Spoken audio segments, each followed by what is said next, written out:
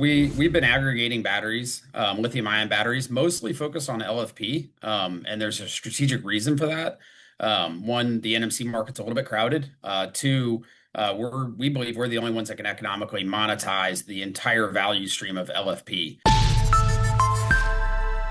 Welcome back inside our proactive newsroom, and joining me now is Mark Jensen. He is the CEO of American Resources Corp. And Mark, it's good to see you again. How are you? I'm doing great. You? Good, good, good. So news out today from the company, this dealing with your Electrified Materials Corporation, which is another subsidiary that you have. Before we go into the news, maybe just explain to everyone about that subsidiary. Yeah, absolutely. So Electrified Materials Corporation is 100% owned by American Resources. Now, since the divestitures of all the other businesses, American Resources is laser focused on investing and taking minority stakes in mining assets all throughout the world, where Electrified Materials is on the other spectrum. We're the recycling division, pre-processing all these recycled components to go in to feed into ReElement's platform. So both of them are platforms designed to feed ReElement with feedstock. One's recycling, one's mined ore. And Electrified Materials is focused on both not only magnet material, but also germanium and other feedstocks, as well as batteries. Okay. And today's news is that you've procured your initial battery shredding line as part of a big expansion that you're doing. So tell us what you have right now and what this will lead to in this expansion. Yeah, absolutely. So we've been aggregating batteries, lithium-ion batteries, mostly focused on LFP, and there's a strategic reason for that. One, the NMC market's a little bit crowded.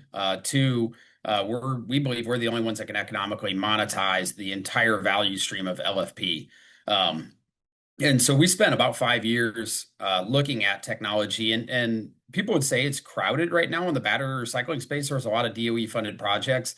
The difference between us and them is, one, we can go all the way through the life cycle, and then two, we really cared about making sure we're using best-in-class technology, best-in-class processes, doing it safely. And there's been a lot of disasters around the battery recycling space, explosions, facilities burning down. We wanted to wait until the technology matured before we bought our first shredding application. Okay. So explain to me why you focus on the lithium iron phosphate battery chemistry specifically. What is there something about that works well with what you already have in place? Yeah, absolutely. So one, we recycle, we produce black mass. We in Electrified Materials, we sell the copper, the aluminum, the ferrous, all the materials that are in the battery itself.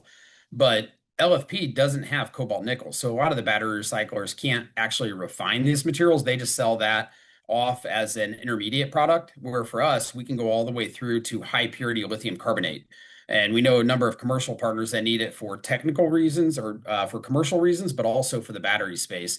And given our partnership with ReElement and the sister relationship of the two companies, we can then monetize that black mass and produce lithium carbonate and make money not only on offering lower tolling or lower tipping fees to the battery customers that want to get rid of these batteries, but then we also share in the economics of the lithium carbonate produced by ReElement. Mark, how big is is this particular sector, and is it rapidly growing, or is it growing slowly, or how is it looking?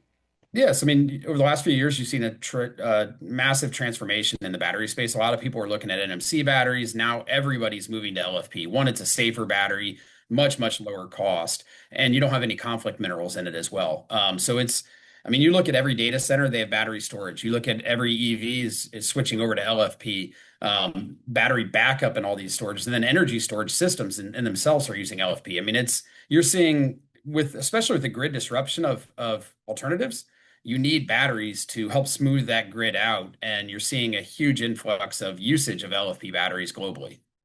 Okay. And lastly, just as part of this expansion, what kind of timing are we looking at here? Is this going to happen this year, or is it getting set up for 2027? Yeah, I mean, it'll definitely start happening this year.